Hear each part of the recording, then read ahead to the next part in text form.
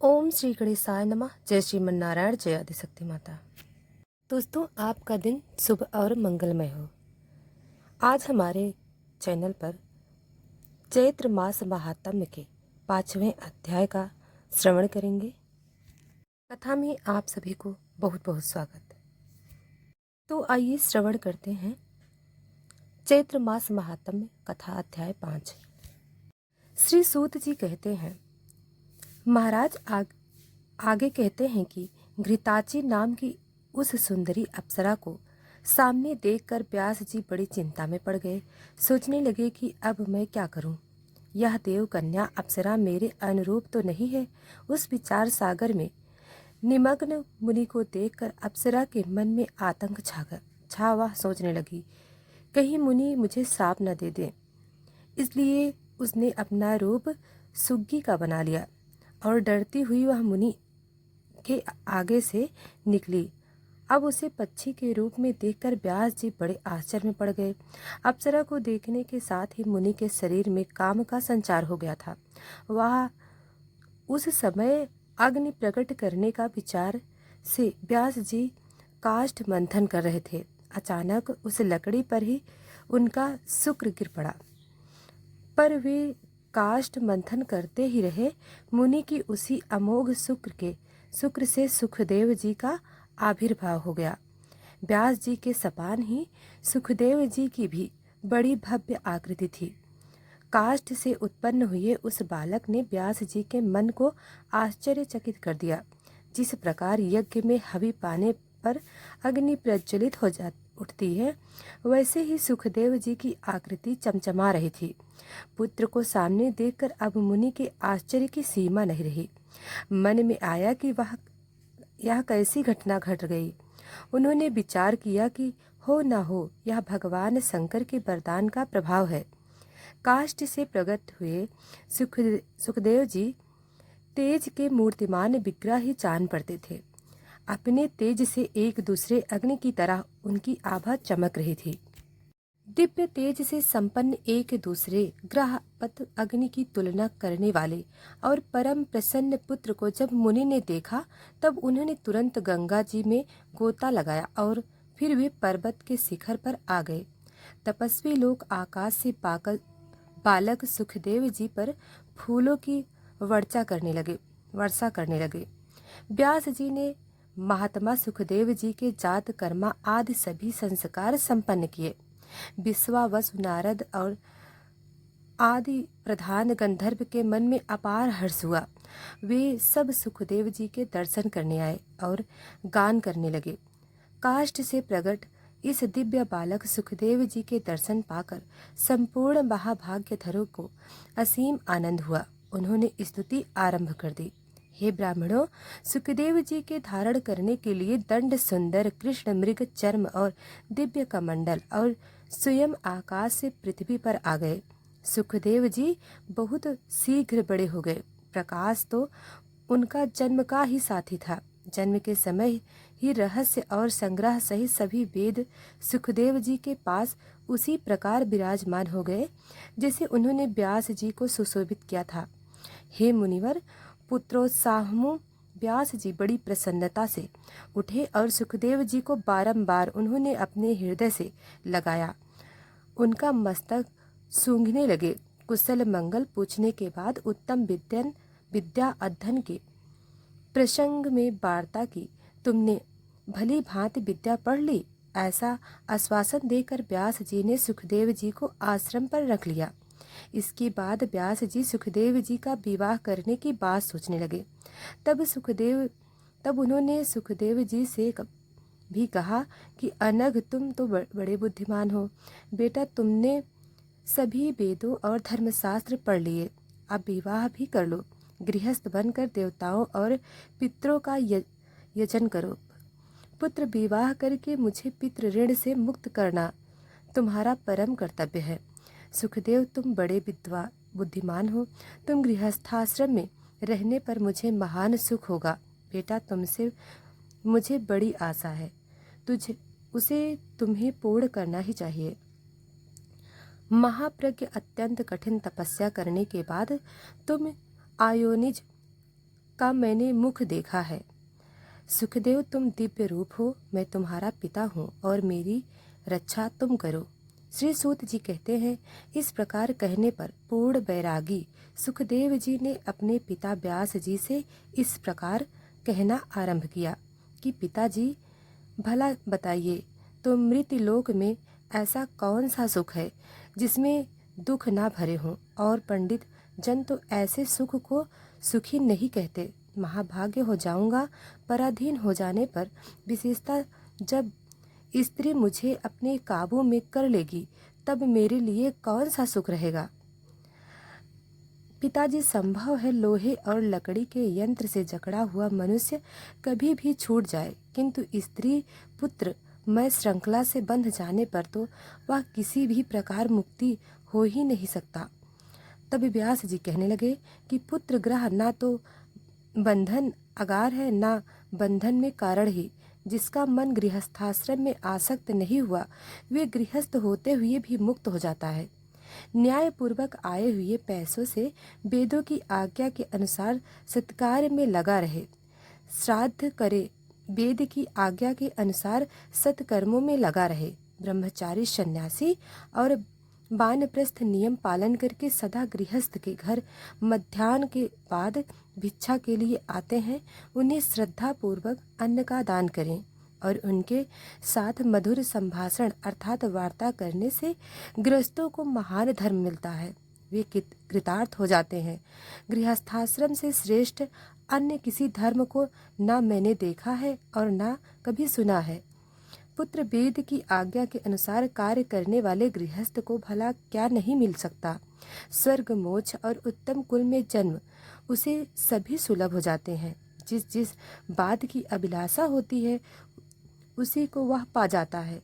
तब श्री सुखदेव जी कहने लगे कि पिताजी, गृहस्थ आश्रम सदा कष्ट देने वाला है, मैं इसे स्वीकार नहीं करूँगा। शिकार में जानवरों को फंसाने वाली फांसी की तुलना करने वाले इस आश्रम में संपूर्ण प्राणी निरंतर बंधे ही रहते हैं। पिताजी, धन की चिंता में आतुर मनुष्य को सुख कहाँ दिखाई देता है। निर्धन प्राणी अत्यंत लोभ में आकर अपने में ही मार काट मचाया करते हैं। इंद्र को भी वैसा सुख नहीं मिलता जैसा एक निप्र भिक्षक को मिल जाता है। त्रिलोकी की संपत्ति मिल जाने पर इस जगत में दूसरा कोई भी वैसे आनंद का अनुभव नहीं कर सकता।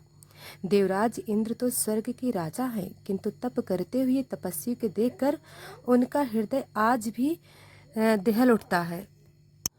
वे अनेक प्रकार के विघ्न उसके सामने उपस्थित करने की चेष्टा में लग जाते हैं। महाभाग, आपका मैं औरस पुत्र हूँ, यह बात जानते हुए भी सदा दुख देने वाले अत्यंत अंधकार पूर्ण इस संसार में मुझे आप क्यों ढकेल रहे हैं।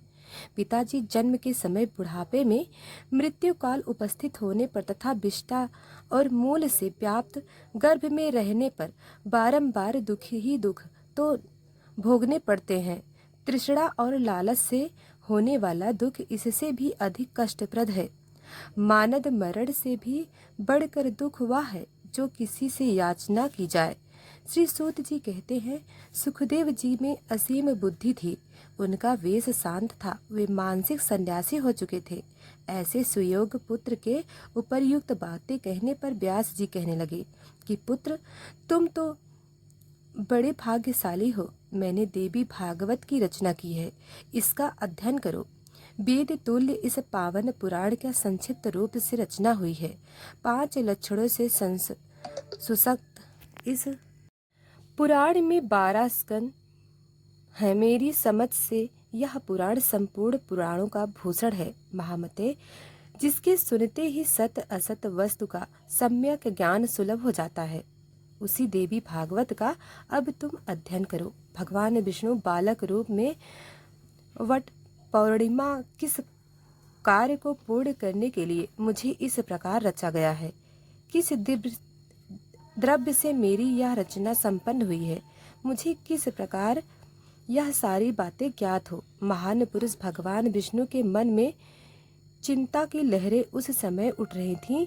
इतने में भगवती योग माया ने सारी शंकाएं शांत कर देने के लिए आधे ही श्लोक में संपूर्ण पुरुषार्थ को सिद्ध करने वाला यह वचन कहा है कि यह सारा जगत मैं ही हूँ, मेरे सिवा दूसरी कोई विनाशी वस्तु है ही नहीं। पहले तो भगवान विष्णु ने भगवती के इस वचन को मन में ही सम्यक प्रकार से समझा। फिर वे सोचने लगे कि इसके मुख से ये सत्यवाणी निकली है, इसका वक्ता स्त्री पुरुष अथवा नपुंसक कौन है, किस प्रकार मुझे उसका परिचय प्राप्त होगा। जो चिंतित रहते हुए भी उन्होंने भागवत को हृदय में स्थान दे दिया। बार बार उसी आधे श्लोक का वे उच्चारण करने लगे और अब उसी में उनका मन लग गया। फिर भी उनकी चिंता दूर नहीं हुई तो वे पत्र पर ही सो गए। अब चित्त कुछ शांत हुआ तब भगवती योग माया उनके सामने प्रकट हुई। उनकी 4 भुजाएं थीं। उनका दिव्य विग्रह शंख चक्र गदा पद्म आदि अनुपम आयुध से सुसज्जित था। उन्होंने अद्भुत वस्त्र पहन रखे थे। चित्र विचित्र भूषण उन्हें भूषित कर रहे थे। उन्हीं के समान उनकी अंशभूता अनेकों सखियां भी उनके साथ थीं। सबका सुंदर मुख था। मंद मंद हास करती हुई वे भगवती महालक्ष्मी मित तेजस्वी श्री विष्णु जी के ठीक सामने ही प्रकट हो गईं। श्री सूत जी कहते हैं, उस समय सर्वत्र जल ही जल था। मन को मुग्ध करने वाली महालक्ष्मी के अचानक दर्शन पाकर कमल लोचन श्री विष्णु महान आश्चर्य में पड़ गए। रति भूति बुद्धि मति कीर्ति स्मृति कृति श्रद्धा मेधा स्वाहा सुधा निद्रा दया गति तुष्टि पुष्टि क्षमा लज्जा जरम तंद्रा आदि शक्तियां और महादेवी के साथ चारों ओर अलग अलग विराजमान थीं। सबके हाथों में श्रेष्ठ आयुध सुसज्जित थे। वे अनेक आभूषणों से सजी हुई थीं। परिजात पुष्प की माला और मोती के हार उनकी छवि बढ़ा रहे थे। उस जलाव में भगवती महालक्ष्मी तथा उनकी सहचर शक्तियों को देखकर भगवान विष्णु का हृदय आश्चर्य से भर गया। वे सर्वात्मक चकित से होकर सोचने लगे कि यह सभी स्त्रियां कौन हैं तथा वट पत्र की शैया पर सोने वाला मैं ही कौन हूँ और चारों तरफ दिखाई देने वाले जल के बीच में यह वट पत्र कैसे उत्पन्न हुआ, यह वट वृक्ष कैसे प्रकट हुआ और किस प्रकार इस अज्ञात शक्ति ने मुझे सुंदर बालक बनाकर यहाँ स्थापित कर दिया है। यह स्त्री भला कौन है, किस अनिर्वचनीय शक्ति ने क्यों मेरे आगे यह अद्भुत दृश्य उपस्थित कर दिया। अब मुझे क्या करना चाहिए, मैं कहाँ जाऊँ या कहीं न जाकर सावधानी के साथ बाल स्वभाव बस चुपचाप यहीं लेटा रहूं। व्यास जी कहते हैं कि भगवान विष्णु के वट पत्र पर सोए हुए थे। उनका मन आश्चर्य में उमड़े समुद्र में डूब रहा था। उनकी यह दशा देखकर भगवती मुस्कुराकर कहने लगीं, हे विष्णु, आप क्यों विस्मय विमुक्त हो रहे हो। भगवती महाशक्ति के प्रभाव से आप मुझे पहचान नहीं पाते। पहले भी तो सृष्टि और प्रलय का चक्कर चलता रहा है। उस समय आप अनेक बार अवतरित हो चुके हैं। वह पराशक्ति निर्गुण है, आप सगुण परम ब्रह्म हो। वैसे ही मैं भी सगुणा शक्ति हूँ और मेरे विषय में तो इस प्रकार समझना चाहिए कि जो सात्विकी शक्ति है वही मैं हूँ। अभी आपके नाभि कमल से प्रजापति ब्रह्मा जी की सृष्टि होगी। रजोगुण से संपन्न होकर फिर वे संपूर्ण जगत की रचना करेंगे। तपस्या में लीन होने के बाद उन्हें सर्वोत्कृष्ट शक्ति सुलभ होगी। तब वे त्रिलोकी के निर्माण में सफल होंगे। ब्रह्मा जी रजोगुण को धारण करने वाले हैं, इसलिए उनकी सृष्टि भी रजोगुण संपन्न होगी। विलक्षण बुद्धि वाले ब्रह्मा जी पंचभूतों का निर्माण करके उनके भीतर इंद्रियों को इंद्रियों के संचालक, देवताओं को तथा मन को यथा योग स्थापित कर अपनी सृष्टि सजाएंगे। इसी से उन्हें कर्ता की उपाधि भी मिली है। महाभगवतम आने पर आपकी भाव के बीच से रुद्र का अवतार होगा। उन्हें तामसी शक्ति प्राप्त होगी। महामते, फिर तो वे रुद्र ही कल्प के अंत में सृष्टि का संहार करेंगे। इसी कार्य का संपादन करने के लिए मैं आपके पास आई हूँ, इसलिए आप मुझे सात्विकी शक्ति समझो। हे महासुदन, मैं यही रहूंगी, सदा से आपके ही पास रहती हूँ। आपके हृदय में मेरा निवास स्थान है और मैं यही रहूंगी। भगवती योग माया की बात सुनकर भगवान विष्णु बोले कि देवी, कुछ समय पहले मैंने आधा श्लोक सुना है। उसके अक्षर अक्षर अत्यंत अस्पष्ट थे। परम रहस्यमय बाणी किसके मुख से निकली है? हे वारान ने, आप उसे बताने की कृपा तो कीजिए। सुंदरी, मैं बड़े आश्चर्य में पड़ गया हूँ। जिस प्रकार निर्धन मनुष्य को धन की याद सताती रहती है, वैसे ही यह बात मुझे बारंबार याद आ रही है। श्री व्यास जी कहते हैं कि भगवान विष्णु की बात सुनकर लक्ष्मी जी का मुख खिल उठा। वे हंसकर बड़ी प्रीति पूर्वक कहने लगी कि हे विष्णु, मैं कहती हूँ, ध्यान पूर्वक सुनो। मैं सगुण स्वरूपा चतुर्भुजी भगवती हूँ। यह मेरा परिचय है। क्या आप निर्गुण आद्य शक्ति को नहीं जानते? उन्हीं में उनका सगुण रूप भी छुपा रहता है। आप जान लो, उन्हीं निर्गुणा भगवती ने यह आधा श्लोक कहा है। इसी परम पावन देवी भागवत पुराण समझ लेना चाहिए। यह कल्याणकारी पुराण वेद के रहस्य से भरा हुआ है। शत्रुओं के समन करने वाले अटल व्रतधारी भगवान विष्णु, मैं उन भगवती की विशेष कृपा मानती हूँ जो गुप्त रहस्य को उन्होंने स्पष्ट कर दिया। महाविद्या के मुख से प्रकट हुई यह बाणी संपूर्ण शास्त्रों का सार है। इससे अधिक जानने की वस्तु त्रिलोकी में कुछ है ही नहीं। निश्चय ही वे भगवती आप पर बहुत प्रेम रखती हैं, तभी तो आपके सामने उन्होंने इसे व्यक्त किया। व्यास जी कहते हैं, भगवती महालक्ष्मी के इस वचन को सुनने के बाद भगवान विष्णु ने उसे महान मंत्र मानकर हृदय में सदा के लिए धारण कर लिया। कुछ समय बीत जाने के बाद उनके नाभि कमल से प्रकट हुए ब्रह्मा जी दैत्यों से भयभीत होकर उनकी शरण में पहुंचे। तब श्री हरि ने घोर युद्ध करके उन मधु और कैटभ नामक दैत्यों को भी मारा। फिर वे अस्पष्ट अक्षर वाले उस आदि श्लोक के जप में संलग्न हो गए। उन्हें जप करता हुआ देखकर ब्रह्मा जी के मन में अपार हर्ष हुआ। उन्होंने भगवान विष्णु से पूछा, हे जगदीश्वर, आप सभी देवताओं के आराध्य हैं। कमल लोचन, फिर आप किसके लिए जप कर रहे हैं? आपसे अधिक आदर पाने का अधिकारी देवता भला कौन है, जिसका स्मरण करके आपका हृदय आनंद में निमग्न हो रहा है?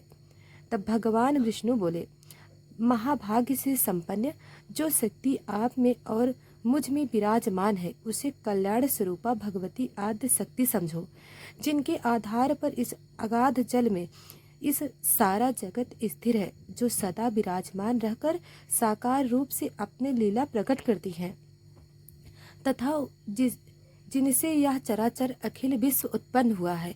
सदा प्रसन्न रहने वाली वही भगवती महाशक्ति मनुष्यों का उद्धार करने के लिए अवतरित हुई हैं। वरदान देना उनका स्वभाव ही है। वे परम विद्या स्वरूपिणी सनातनी देवी हैं। विश्व का उद्धार करने के लिए उनका प्राकट्य होता है। व्यास जी कहते हैं, ब्रह्मा जी भगवान विष्णु के नाभि कमल पर विराजमान थे। वहीं उन्होंने इस आधे श्लोक को याद कर लिया। इसके बाद अपने अमित बुद्धिशाली पुत्र नारद जी को उन्होंने इसकी शिक्षा दी। नारद जी ने उसे मुझे पढ़ाया। फिर मैंने 12 स्कंद में विशद रूप से इसकी व्याख्या की। महाभाग्य पुराण का अब तुम अध्ययन करो। सर्ग उपसर्ग आदि 5 लक्षणों से परिपूर्ण वह पुराण भगवती जगदम्बिका की उत्तम कथाओं से सुसज्जित है। उसके सभी भाग तत्व ज्ञान के रस से भरे हुए हैं। संपूर्ण पुराणों के वह श्रेष्ठ माना जाता है। उसमें वेद के सिद्धांत भरे हैं। वृत्तासुर के वध की कथा तथा अन्य भी अनेक कथाओं का उसमें वर्णन हुआ है। संसार रूपी समुद्र से उद्धार करने वाला वह पुराण ब्रह्म विद्या का तो भंडार ही है। महाभाग्य और प्रतिष्ठित पुरुष हो, तुम्हें अनुपम बुद्धि प्राप्त है। इसलिए इस परम पावन देवी भागवत नामक पुराण के अध्ययन में उद्यत हो जाओ। इसमें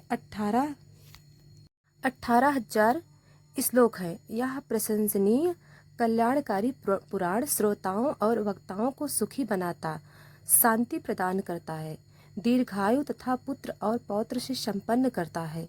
यह धर्मात्मा सूत मेरे शिष्य है। इस प्रकार मंगलमय पवित्र पुराण को तुम्हारे साथ ही यह भी अध्ययन करेंगे। श्री सूत जी कहते हैं, इस प्रकार व्यास जी ने अपने पुत्र सुखदेव जी को तथा मुझे देवी भागवत का उपदेश दिया। इसकी उन्होंने जो विस्तृत व्याख्या की उसके सभी विषय मैंने याद कर लिया। व्यास जी के पावन आश्रम पर रहकर मैंने देवी भागवत का अध्ययन किया। तब भी अन्य लोगों की तरह सुखदेव जी के हृदय में शांति नहीं आई। वे एकांत में रहने लगे। उनके मन की व्याकुलता दूर हो ही नहीं सकी। ऐसा लगता था मानो कुछ भूल सा गया हो। उनकी ना भोजन में विशेष रुचि होती, ना ही उपवास में। इस प्रकार सुखदेव जी को चिंतित देखकर व्यास जी ने उनसे पूछा कि पुत्र, तुम निरंतर इतने चिंतित क्यों रहते हो? तुम्हारे मन में क्यों इतनी व्याकुलता आ गई?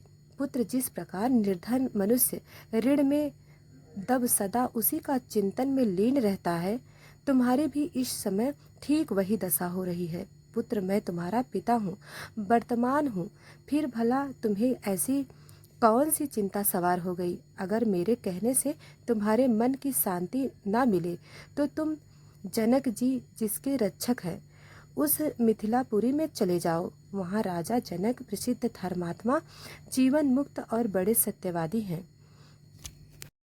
हे महाभाग, वे तुम्हारा अज्ञान अवश्य दूर करेंगे। पुत्र, तुम उन नरेश के पास जाकर अपनी शंका दूर कर लो। व्यास जी के ऐसे वचन सुनकर सुखदेव जी उनसे कहने लगे कि धर्मात्मा, यह बात तो मेरे मन में बिल्कुल दम्भ सी लग रही है कि राजा जनक बड़ी प्रसन्नता से राज्य करते हुए भी जीवन मुक्ति हैं। पिताजी, भला जो राज्य करता है वह कैसे विधेय हुआ? इसलिए अब मैं उन महाराजा को देखना चाहता हूँ कि जल में रहकर भी कमल पत्र की तरह उससे अछूत रहने वाले वे जगत में भला कैसे रह पाते हैं। पिताजी, जिसे भोग लिया गया हो वह अभियुक्त रह जाए और जिसे कर लिया गया है वह आकृत रह जाए, यह कैसे हो सकता है? मैंने अभी तक किसी भी राजा को जीवन मुक्त नहीं देखा। अब तो ऐसे राजा से मिलने की, उन्हें देखने की मेरे मन में प्रबल इच्छा जाग उठी है। इसलिए अब अपना संदेह दूर करने के लिए मैं मिथिलापुरी जा रहा हूँ। श्री सूत जी कहते हैं, इस प्रकार पिता के व्यास जी से कहकर महामना सुखदेव जी उनके पैरों पर गिर पड़े। हाथ जोड़कर जाने की इच्छा प्रकट करते हुए कहने लगे कि महाभाग्य, आज्ञा दो, वह मुझे स्वीकार है। इसलिए जनक जी द्वार सुरक्षित विदेह नगर देखना मुझे महान अभीष्ट हो गया। अब मुझे यह निश्चय करना है कि राजा जनक बिना दंड दिए कैसे राज्य का भार संभालते हैं, क्योंकि अगर शासन उठा दिया जाए तो प्रजा में धार्मिकता का आना संभव है। धर्म की रक्षा होने में दंड ही कारण है, अर्थात बिना दंड दिए सभी धर्म का पालन कर ही नहीं सकते। यह मनु आदि महर्षि की सतत घोषणा है। पिताजी, फिर यह नियम कैसे लागू रह सका, यही मेरे मन को विशेष संदिग्ध कर रहा है। मेरे मन में इसके प्रति भारी शंका है। श्री सूत जी कहते हैं, सुखदेव जी के मन में जाने की इच्छा उठ चुकी थी। अपने ऐसे परम ज्ञानी और दृढ़ बैरागी पुत्र को देखकर व्यास जी ने उन्हें हृदय से लगा लिया और कहने लगे, बेटा सुखदेव, तुम्हारा कल्याण हो, तुम दीर्घ आयु रहो। पुत्र, तुम तो बड़े बुद्धिमान हो। मेरे सामने सच्ची प्रतिज्ञा करके आनंद पूर्वक अब जा सकते हो। वहां जाकर मेरी उत्तम आश्रम पर वापस अवश्य ही लौट कर आना और कहीं और मत चले जाना। तुम्हारे मुख कमल को देखकर फिर मैं सुख से अपना जीवन बिता सकता हूँ। पुत्र, तुम्हारे आंखों से ओझल हो जाने पर तो मुझे बहुत दुख भोगना पड़ेगा, क्योंकि मेरे प्राण तो तुम में ही हैं। जनक जी के द्वार अपने संदेह दूर करने के बाद ही यहाँ आ जाना। श्री सूत जी कहते हैं, व्यास जी के इस प्रकार कहने पर सुखदेव जी ने उनके चरणों में मस्तक झुकाया, परिक्रमा की और उसी क्षण इतनी तेज गति से चल पड़े। मानो धनुष से छूटा हुआ बाण हो। उन्हें जाते समय रास्ते में अनेक समृद्धिशाली देश, वन, वृक्ष, फले फूले खेत और तप करने वाले तपस्वी, मंत्र की दीक्षा से सुशोभित यजमान आदि मिले। अनेक प्रकार के धर्म देखने में आए हुए देखते ही महामते सुखदेव जी क्रमशः सुमेरु पर्वत पर हिमालय को पार करके मिथिला जा पहुँचे। धन धान्य से परिपूर्ण उस उत्तम नगरी में जाने पर उन्होंने देखा कि सभी प्रजा तो सुखी हैं, चारों ओर सदाचार का पालन हो रहा है। फाटक पर द्वारपाल था। उसने रोककर कहा कि आप यहाँ कौन है, कहाँ से पधारे हैं, कहिए किस कार्य से आपका आना हुआ। द्वारपाल के पूछने पर सुखदेव जी ने कुछ भी उत्तर नहीं दिया, बल्कि नगर में प्रवेश मार्ग से निकलकर वे ठूंठ वृक्ष की तरह अविचल भाव से खड़े हो गए। उनका मन आश्चर्य से मुक्त हो गया, मुख पर हंसी छा गई। वे अचल खड़े रहे और एक भी शब्द उनके मुंह से नहीं निकला। उनको इस प्रकार खड़ा देखकर द्वारपाल ने कहा, हे ब्राह्मण, कहिए कहीं आप गूंगे तो नहीं हैं? आप किस लिए यहाँ पधारे हैं? मेरी तो ऐसी समझ है कि बिना किसी काम का कहीं किसी को जाना होता ही नहीं। हे ब्राह्मण देवता, महाराज की आज्ञा हो जाने पर आप इस नगरी में जा सकते हैं। अज्ञात कुल और सील वाला मनुष्य किसी भी प्रकार इस नगरी में जाने का अधिकारी नहीं। मानद आप निश्चय ही महान तेजस्वी और वेद के अच्छे विद्वान जान पड़ते हैं। अपना वंश और अपना आने का उच्छेद से मुझे बताने के बाद आप अपनी इच्छा अनुसार इस पुरी में पधारने की कृपा करें। तब श्री सुखदेव जी कहने लगे, अरे द्वारपाल, तुम्हारा क्या दोष है? तुम तो सदा केले ही परतंत्र हो। तुम तो राजा की आज्ञा का ही पालन कर रहे हो और सेवकों को तो उचित रूप से प्रभु का कार्य ही करना चाहिए। तुम्हारे द्वारा मैं यहाँ रोका गया हूँ, इसमें राजा भी निर्दोष है, क्योंकि विगत जनों का कर्तव्य है कि यह चोर और शत्रु को भली भांत जानकर ही व्यवहार करे। सुखदेव जी की बातें सुनकर द्वारपाल के मन में निश्चय हो गया कि यह कोई ज्ञानी ब्राह्मण ही है। इसलिए उसने राजा के भव्य भवन में पधारने के लिए मुनि से प्रार्थना की। सुखदेव जी मिथिला के दृश्य को देखते हुए आगे बढ़े। वह नगरी 3 प्रकार के मनुष्यों से खचाखच भरी हुई थी, रत्न राशियों से भरी हुई थी। पूरी अनेक दुकानें भी थीं। खरीदने और बहुत बेचने वाले बहुत सारे थे। जहाँ कहीं भी देखो विपुल संपत्ति ही दिखती थी। 3 प्रकार के प्राणियों पर नजर डालते हुए सुखदेव जी चल रहे। तद राजभवन के प्रवेश मार्ग पर पहुंचे। इतने तेजस्वी थे मानो दूसरे सूर्य ही हों। वहां भी द्वारपाल ने उन्हें रोक दिया। तब वे लकड़ी की तरह बिल्कुल चुपचाप स्थिर वहां खड़े रहे। उन महातपस्वी मुनि ने वहीं एक निर्जन स्थान में शाखा विहीन वृक्ष की तरह स्थिर होकर समाधि लगा ली। उनकी दृष्टि में तो धूप और छाया में कोई अंतर न था। कुछ समय के बाद हाथ जोड़े हुए राजमंत्री वहां आए और सुखदेव जी को राजभवन की दूसरी विलास भवन में ले गए। वहां अद्भुत और मनमोहक दिव्य वृक्षों फूलों से सुशोभित हो रहे थे। राजमंत्री ने वृक्षों के साथ ही उस वन को भी उन्हें दिखाने की व्यवस्था की। इसके बाद सुखदेव जी का विधिवत आतिथ्य सत्कार किया गया। राज की सेवा में तत्पर रहने वाले, गाने और बजाने में परम प्रवीण बहुत सी सुंदरियां वहां पर थीं। देश और काल के अनुरूप अनेक प्रकार की भोजन सामग्री उपस्थित करके उन्हें प्रसन्न करने की उन्होंने चेष्टा की। इसके बाद राजभवन के अंदर रहने वाली स्त्रियां मिलीं और वे मुनि को अंतःपुर का मनोहर वन दिखलाने लगी। अब सुखदेव जी का मन मोहित हो गया। सुखदेव जी बड़े सुंदर थे और उनकी बोली भी अत्यंत मधुर थी। फिर भी मुनि को जितेंद्रिय मानकर वे उनकी मर्यादित सेवा करती रहीं। पवित्र आत्मा सुखदेव जी उन स्त्रियों को माता के समान मानते थे। जो आत्मचिंतन में सुख मानता है और जिसने काम क्रोध पर विजय प्राप्त कर ली हो, उसे किसी भी स्थिति में ना तो हर्ष होता है ना ही दुख। इसलिए स्त्रियों की चेष्टा एवं देखते हुए भी सुखदेव जी शांत मन से ही विराजते रहे। स्त्रियों ने उनके शयन के लिए सुंदर शैया तैयार कर दी। उस पर बहुमूल्य बिछौने बिछे हुए थे और सजाने वाली अनेक वस्तुएं वहां पर उपस्थित थीं। सुखदेव जी ने पैर धोए और सावधान होकर हाथ पर कुसा लेकर वे सायंकाल की संध्या अर्थात पूजा करने बैठ गए। संध्या के पश्चात वे ध्यान मग्न हो गए। उनकी एक पहर रात तो संध्या और ध्यान में बीत गई। उसके बाद 2 प्रहर तक सोकर वे उठ गए। रात का अंतिम चौथा प्रहर फिर ध्यान में बीता। उसके बाद उन्होंने स्नान किया। प्रातः काल में संध्या वंदन आदि करके फिर वे निश्चिंत होकर श्री सूत जी कहते हैं कि इसके बाद सुखदेव जी के आगमन का समाचार पाकर राजा जनक अपने मंत्रियों सहित गुरुपुत्र को आगे करके उनके पास गए। उन्हें उत्तम आसन पर बिठाया। भली भांति आओ भगत की कुशल मंगल पूछा। दूध देने वाली गऊ उनके सामने उपस्थित कर दी। सुखदेव जी ने महाराज जनक के किए हुए सत्कार को नियमानुसार स्वीकार किया।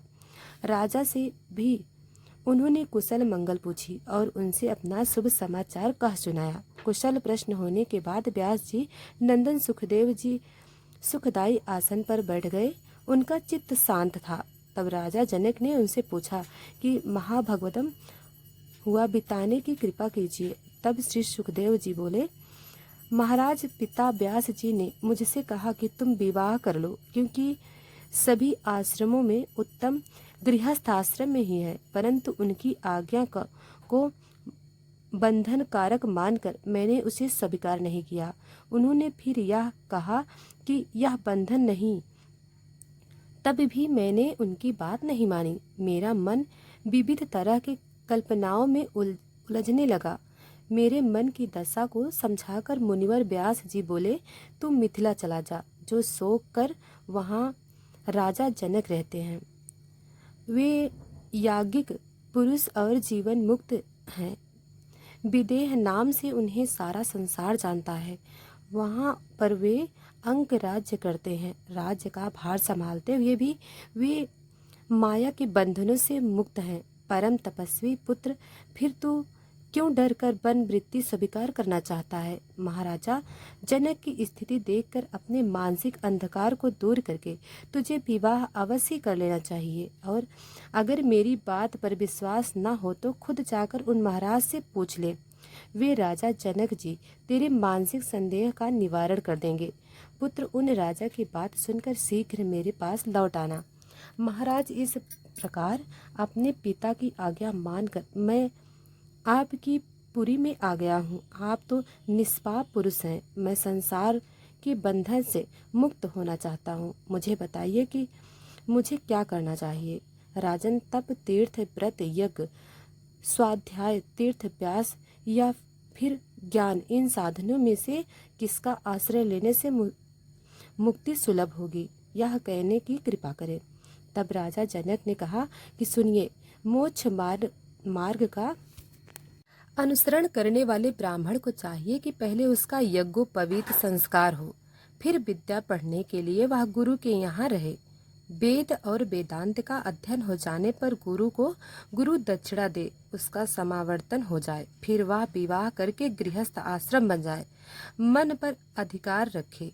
इसके अलावा दूसरा कोई विधि विधान उसके लिए लागू नहीं होता। संतोष रखे, दूसरे की आशा न करे, मन में पाप को न ठहरने दें, अग्निहोत्र आदि करता रहें, सदा सत्य बोले, पवित्र रहें, पुत्र और पौत्र हो जाने पर वानप्रस्थ हो जाएं, तपस्या करके काम क्रोध आदि 6 शत्रुओं पर विजय प्राप्त कर लें। इसके बाद पुत्र के पास रहने के लिए स्त्री की व्यवस्था कर दें, अर्थात पुत्र का विवाह कर दें। न्याय पूर्वक संपूर्ण अग्निहोत्र को अपने अधीन करके चौथे आश्रम में पैर रखें। धार्मिक भावना मन से कभी दूर न होने दें, अर्थात भक्ति से कभी दूर न रहें। चित्त शांत रहे, शुद्ध वैराग होने पर ही ऐसी स्थिति बनानी चाहिए। मेरी समझ से इसे कोई मिथ्या नहीं बना सकता। सुखदेव जी वेद की आज्ञा के अनुसार 48 संस्कार विहित हैं। उनसे महापुरुषों ने गृहस्थ के लिए 40 संस्कार बताए हैं। मानद वासना बड़ी दुर्जन है, यह शांत नहीं होती, इसलिए इनका वेग शांत करने के लिए क्रमशः त्यागी बनना चाहिए। ऊपर सोने वाला तो कभी न गिरता ही है, जो नीचे सोता है उसके गिरने की संभावना नहीं रहती। सन्यासी हो जाने पर भ्रष्ट हो जाएं तो फिर उसके लिए कोई भी मार्ग सहज नहीं। सन्यासी हो जाने पर भ्रष्ट हो जाएं तो फिर उसके लिए कोई भी मार्ग सहज नहीं। चींटी पैर से ही वृक्ष के मूल पर चढ़कर डालियों पर चली जाती है और धीरे धीरे सुखपूर्वक फल तक पहुंच जाती है। पक्षी कोई विघ्न सामने आ जाए इस भय से बड़ी तेज गति से उठता है। परिणाम यह होता है कि वह तो थक जाता है और चींटी सुखी हो जाती है। जो भगवत साक्षात्कार से वंचित है वे मन के प्रबल वेग को रोक नहीं सकते। इसलिए क्रमशः वर्णाश्रम धर्म के अनुसरण करते हुए मन को जीतना चाहिए। गृहस्थ आश्रम में लीन रहकर भी सदा शांत रहें। बुद्ध में विकार उत्पन्न न होने दें। आत्मा का चिंतन करें, न लाभ में प्रसन्न हो और न हानि में दुखी हो। हर स्थिति में एक समान रहना चाहिए। इस तरह से जनक जी ने सुखदेव जी को तरह तरह का ज्ञान दिया। श्री सूत जी कहते हैं, जनक जी के उपर्युक्त कथन सुनकर सुखदेव जी का मन मुक्त हो गया, उनकी शंकाएं दूर हो गई। उसी क्षण जनक जी से आज्ञा लेकर वे व्यास जी आश्रम चल पड़े। अपने पुत्र को आते देखकर व्यास जी के सुख की कोई सीमा ही नहीं रही। उन्होंने सुखदेव जी को गोद में बिठा लिया, मस्तक सूंघा, फिर उनकी कुशल मंगल पूछी। इसके बाद सुखदेव जी अपने पिता के पास ही उनके सुंदर आश्रम में रहने लगे। वे वेदाध्ययन में सफलता पा चुके थे। सभी शास्त्रों का सम्यक प्रकार से उन्होंने अध्ययन भी कर लिया था। राज्य करते हुए भी राजा जनक की जो स्थिति थी उसे देखकर सुखदेव जी के मन में को बड़ी शांति मिली। अब पिता के आश्रम में रहना उन्हें अभीष्ट हो गया। पितरों की एक सौभाग्यवती कन्या थी। उस सुंदरी कन्या का नाम था पीयू। योग पथ के पथिक होते हुए भी सुखदेव जी ने उसे अपनी पत्नी बनाया और कन्या से उन्हें 4 पुत्र हुए। कृष्ण गौर, प्रभभूरी और देवश्रुति। कीर्ति नाम की एक कन्या हुई। परम तेजस्वी सुखदेव जी ने महामना अणु के साथ उस कन्या का विवाह कर दिया और उसके श्रीमान ब्रह्मदत्त पुत्र हुए। सुखदेव जी के दौहित्र ब्रह्मदत्त बड़े प्रतापी राजा हुए। साथ ही वे ब्रह्मज्ञानी भी थे। कितने समय तक वहां रहकर नारद जी ने ब्रह्म ज्ञान का उपदेश दिया। व्यास जी ने पूछा कि प्रभु अब आप देवी भागवत के चरित्र वर्णन करने की कृपा कीजिए। दोस्तों, आज की कथा अब यहीं पर हम समाप्त करते हैं। अब हम आगे की कथा कल सुनाएंगे। तो दोस्तों, वीडियो को लाइक सब्सक्राइब अभी तक नहीं किया है तो अभी कर लें। धन्यवाद।